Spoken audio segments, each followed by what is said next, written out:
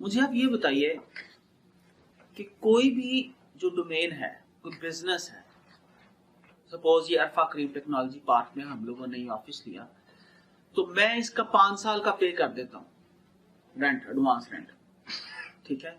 और हमारे साथ वाले जो नेबर्स हैं उन्होंने क्या किया, उन्होंने सिर्फ 1 महीने का रेंट दिया।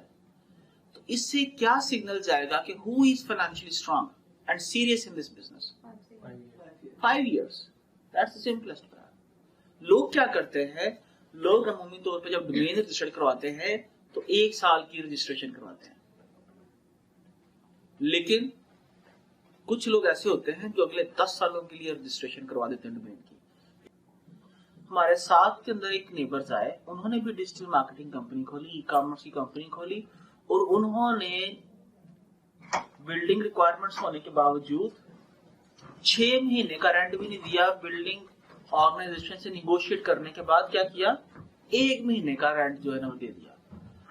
तो कोई भी शख्स जिसको ये दोनों फैक्टर्स पता चलेंगे, उसके लिए कौन सा बिजनेस ज्यादा सीरियस होगा, स्टेबल होगा?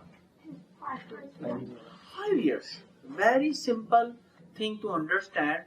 तो लोग क्या करते हैं, लोग कोई बिजनेस नया लॉन्च करते हैं, ये डोमेन रजिस्ट्रेशन करवा, वो करवा। जिस तरह मैंने, आप समझ लें कि 50 डोमेन रजिस्टर करवा के रखी हुई हैं, उन 50 बिजनेसेस के लिए जो मैंने करनी है या करने हैं, तो मैं हर साल उनकी रिन्यूअल फीस पे करता हूं। लेकिन जो मेरे बिजनेस स्टेबल है, मैंने उनकी 5-5 साल एडवांस की करवा दी है। मुझे मालूम है कि ये बिजनेसेस, ठीक है, मेरे मनी मशीन्स हैं, पैसे बनाते हैं, तो इनकी मैं 5-5 साल बाद की रजिस्ट्रेशन करवा दूं, कहीं पर ये अचानक एक्सपायर ना हो जाए डोमेन्स। तो जिस बिजनेस के बारे में आप सीरियस होते हो, उसकी रजिस्ट्रेशन, उस पर इन्वेस्ट करना, आप क्या करते हो, आपको कोई इश्यू नहीं होता है। तो ये एक रैंकिंग फैक्टर है कि जब भी कोई डोमेन नेम एडवांस्ड के अंदर रिजर्व हो जाएगी, उसकी एडवांस पेमेंट्स हो जाएंगी।